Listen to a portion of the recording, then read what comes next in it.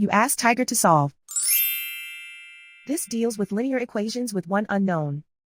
The final result is x equals 11 over 5. Let's solve it step by step. Group all x terms on the left side of the equation. Subtract x from both sides. Group like terms.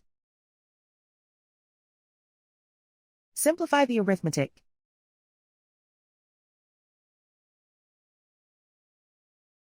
Group all constants on the right side of the equation. Subtract 11 from both sides.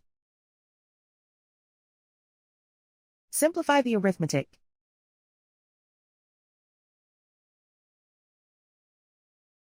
Isolate the x. Divide both sides by -5. Cancel out the negatives. Simplify the fraction. Cancel out the negatives. And so the final result is x equals 11 over 5.